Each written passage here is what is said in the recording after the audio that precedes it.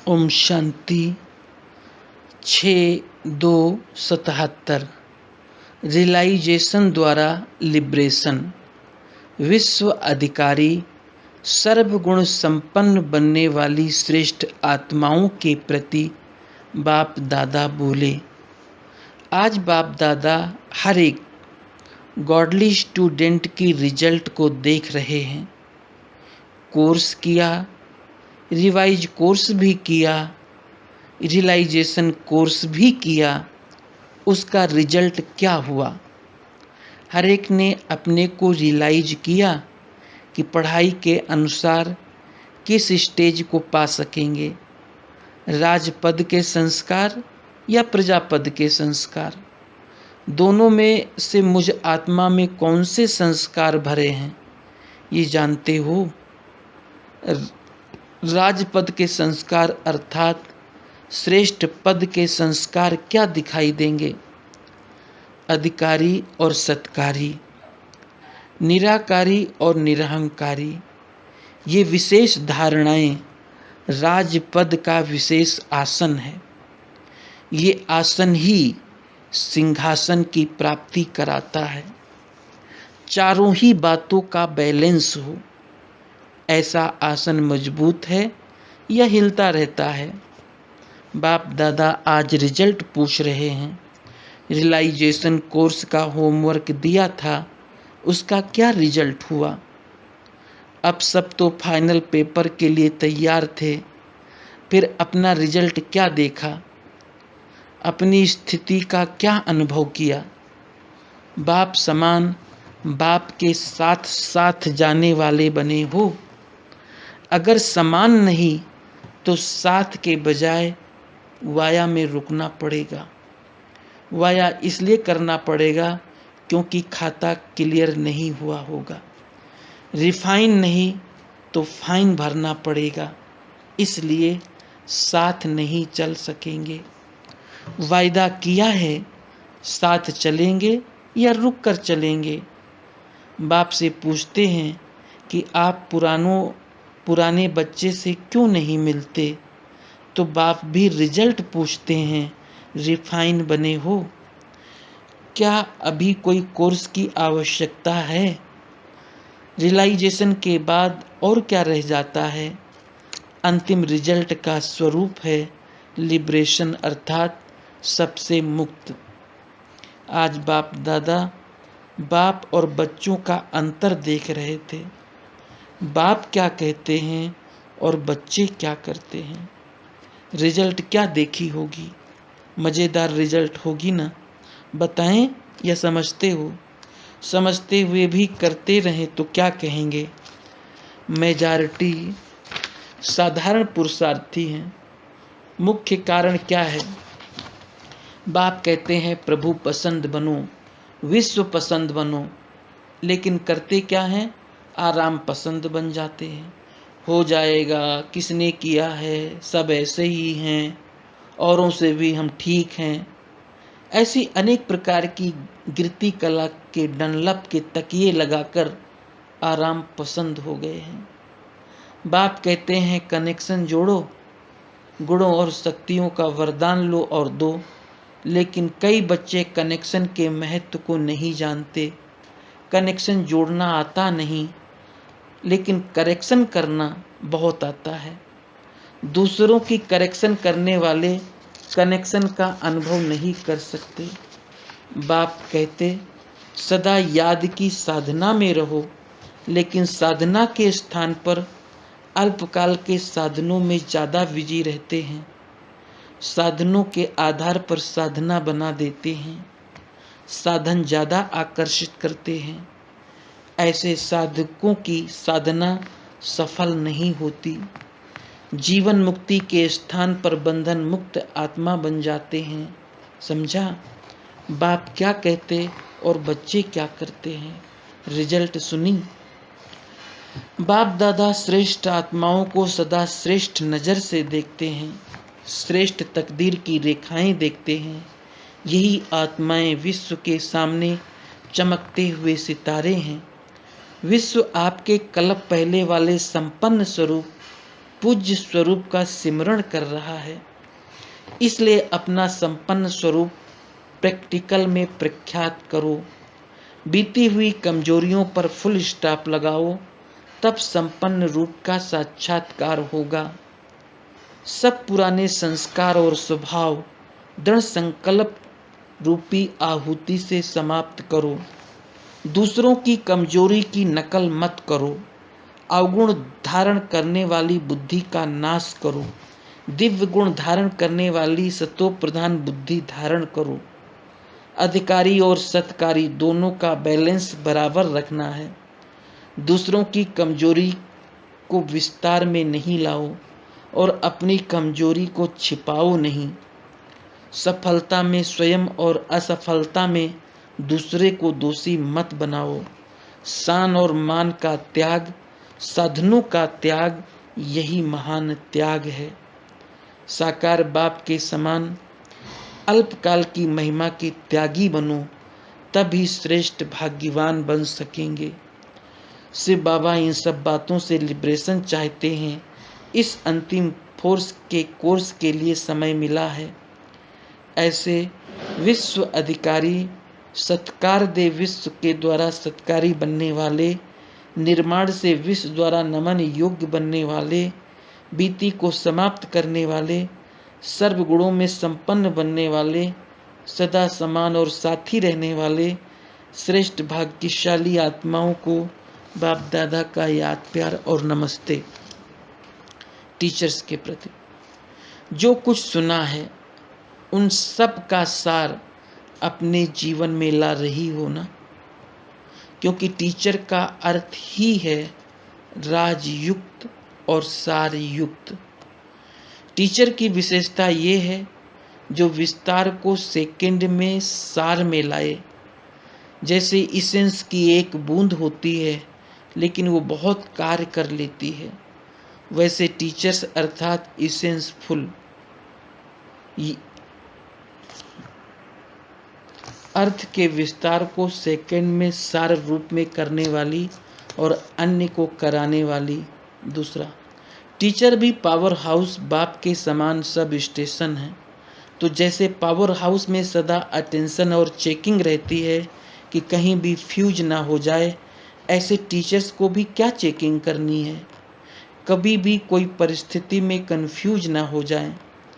जैसे power house की छोटी सी हलचल सारे एरिया की लाइट को हिला देती है, वैसे ही टीचर के कंफ्यूज होने से वातावरण में प्रभाव पड़ जाता है और वातावरण का प्रभाव आने वालों पर पड़ता है। या तो टीचर्स को अपने आप को अनेक आत्माओं के चढ़ाने और डगमग करने के निमित्त समझना चाहिए। टीचर्स अथक होना, छोटी सी बातों में थकने वाली नहीं, पुरुषार्थ में अपने आप से भी थकना होता है। कोई भी प्रकार के संस्कार या स्वभाव को परिवर्तन करने में दिल शिकस्त होना या अलबेलापन होना भी थकना है। ये होता ही रहता है, ये तो होगा ही, ये है अलबेलापन। बहुत मुश्किल है, कहाँ तक चलेंगे, ये है दिल शिकस्त। तो पुरुषार्थ में अलबेलापन होना या दिल शिकस्त होना भी थकना है। चौथा, जिसमें परिस्थितियों को सामना करने की शक्ति है, वे सदा उमंग उत्साह में रहेंगे, कंफ्यूज नहीं होंगे। पांचवा, टीचर्स हैं ही बाप के समान सेवाधारी, तो समान वाले होना। समानता की भी खुशी होती है। टीचर्स इस खुशी में रहती हैं कि बाप समान मास्टर शिक्षक हैं, बाप समान निमित्त बने हुए हैं, बाप समान अनेक आत्माओं के कल्याण की जिम्मेवारी भी है, तो बाप समान हैं। ये खुशी बहुत आगे बढ़ा सकती है। टीचर्स को देख बाप दादा भी खुश होते हैं। समान को कहते हैं फ्रेंडशिप ग्रुप, तो फ्रेंड्स का ग्रुप हो गया। छठा, टीचर्स को सदा नया प्लान बनाना चाहिए, प्लानिंग बुद्धि हो और बहुत सहज प्लानिंग बुद्धि बन भी सकती हो। कैसे? अमृत बेले प्लान बुद्धि हो तो बाप दादा द्वारा प्लान टच होंगे, तो प्लानिंग बुद्धि बनते जाएंगे। साकार आधार लेती हो, इसलिए प्लानिंग बुद्धि नहीं बनती। नहीं तो टीचर्स का संबंध फ्रेंडशिप होने के कारण समीप का है तो बहुत सहयोग ले सकती हो। जब बाप देखते हैं हद के आधार बना रखे हैं तो बाप क्यों मदद करे। टीचर्स की विशेषता क्या है? टीचर्स इन्वेंटर, क्रिएटर, प्लानिंग बुद्धि हैं। अनेक आत्माओं को उमंग उत्साह दिलाने वाली हैं। इन सब विशेषताओं को अब इमर्ज करो तो हद की बातें मर्ज हो जाएगी। समझा? टीचर्स की विशेषता है अनुभवी मूर्त, बोलने वाली मूर्त नहीं, अनुभवी मूर्त। बोलना भी अनुभव के आधार पर। इतनी सब विशेषताओं से संपन्न नज़र से बाप दादा देखते हैं तो कितने महान हो गए। महानता को मेहमान समझकर चलाना, महानता को अपनी प्रॉपर्टी नहीं समझ लेना, महानता को अपना समझ बाप का नहीं समझा तो नुकसान है। बाप द्वारा मिली हुई महानता है तो अपने को बीच से नहीं भूलना। अच्छा, सदा खुश रहने का साधन। सर्व खजानों से संपन्न आत्मा की निशानी कौन सी होगी? जो खजानों से संपन्न होगा वो सदा अतीन्द्रिय सुख में मगन रहेगा। उसे बाप और सेवा के सिवाय कुछ भी याद नहीं रहेगा। वो हद की प्रवृत्ति को संभालते हुए ईश्वरीय सेवा अर्थ अपने को ट्रस्टी समझकर प्रवृत्ति का कार्य करेगा। उनका हर कर्म श्रीमत प्रमाण होगा।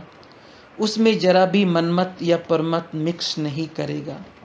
श्रीमत में अगर जरा भी मनमत या परमत मिक्स है तो उसकी रिजल्ट क्या दिखाई देगी?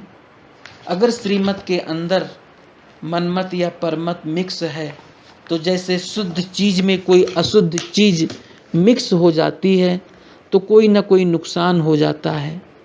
ऐसे यहाँ भी श्रीमत में मनमत या परमत मिक्स है तो सेवा से जो प्राप्ति होनी चाहिए वो नहीं होती। खुशी, सफलता, शक्ति का अनुभव भी नहीं होगा। श्रीमत की रिजल्ट है सफलता और सर्व प्राप्ति।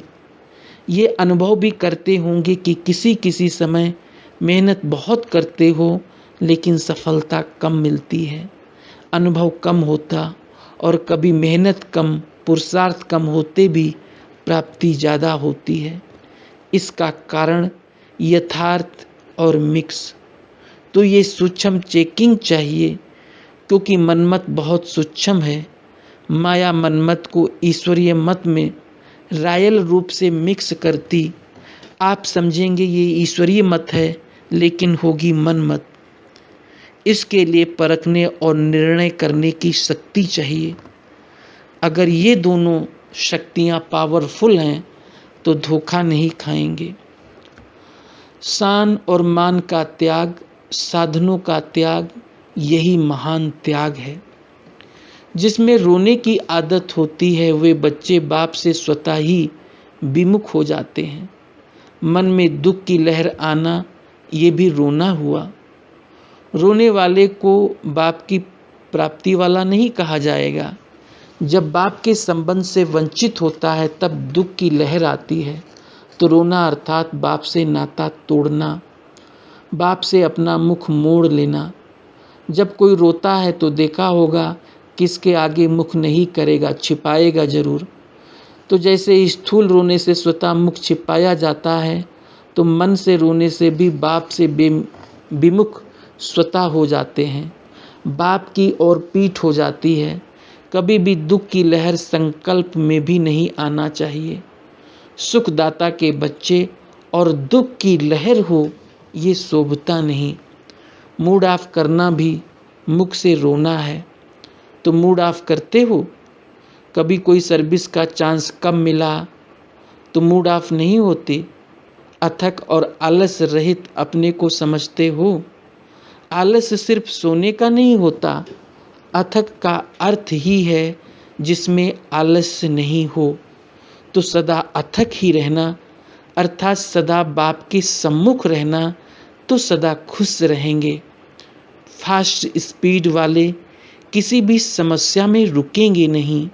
समस्या रोकने की कोशिश करेगी लेकिन वो जंप देकर निकल जाएंगे। समस्याओं के सोच में समय नहीं गंवाएंगे। फास्ट स्पीड अर्थात जो बाप ने कहा वो किया।